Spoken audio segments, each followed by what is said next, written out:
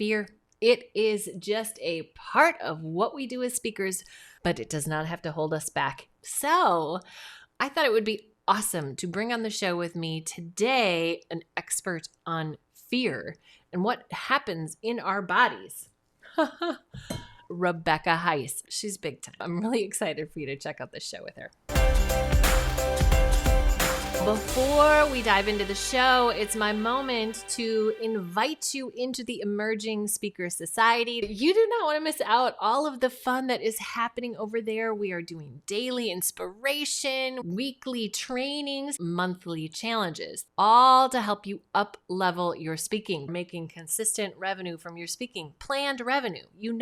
Getting paid on the regular. That's awesome. Let's do that more, right? Right. Okay. Find us over at bemoved.com/ESS.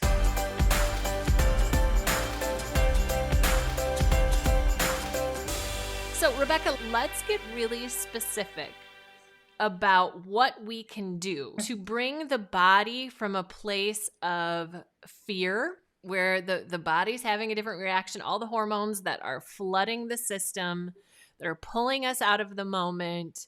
What can we do? What are some steps that we can take in the moment to get our head straight and our body in line? Yeah, it's great. So in that moment, there's not much you can do. And that's great. It truly is. It truly is, because your body's taken over. And so we control the tips of our fingers, right? We're in an environment. We don't control the environment. If we're there, the only thing that we can control is between our ears. It's the interpretation of the experience. So I talk a lot about whether things are going to be an adventure or an ordeal. That's what you control.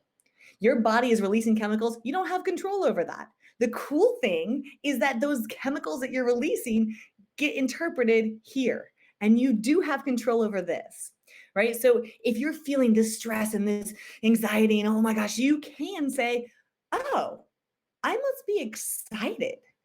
And that shift is very subtle. It's the exact same hormones, right? Fear and excitement, same adrenaline and cortisol cocktail, but the interpretation is, all right, I'm excited. So if I'm excited, what would I do if I was excited? Well, I'd smile, right? I'd smile because I'm excited.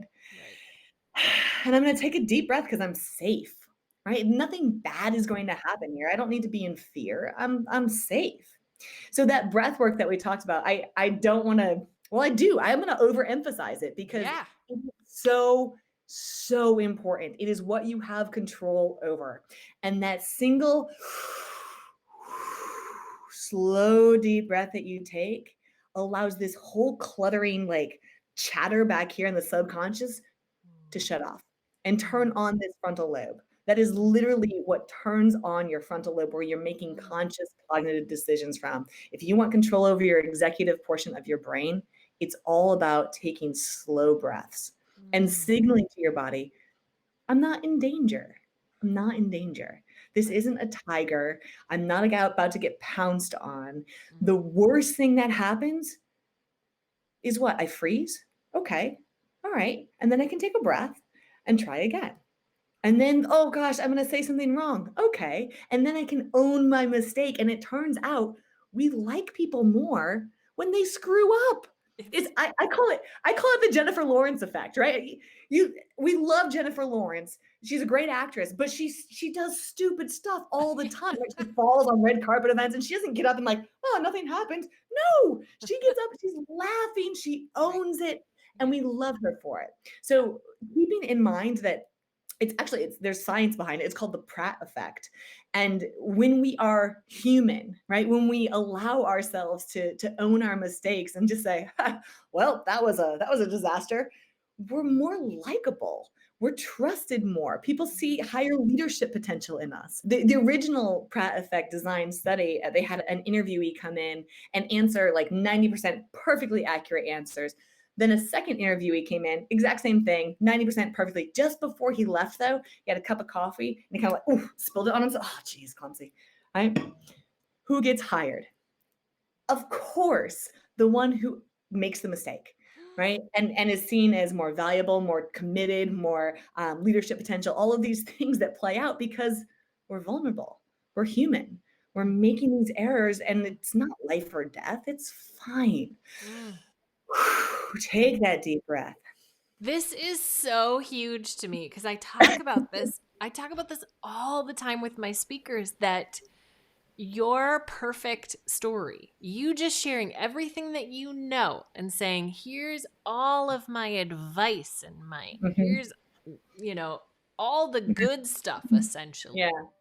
yeah, I might admire it from afar and but I can appreciate it relate. from afar, Yeah, but I'm not going to believe that I can do it. I didn't know it was a real thing. that's a real thing. I love it when eventually all my theories get Isn't validated. it fun? I know. Oh my gosh. I love it. We just renamed the Pratt effect the Jennifer Lawrence effect, which is Yeah. so good. There are so many awesome nuggets in this, Rebecca. So Yay. fabulous.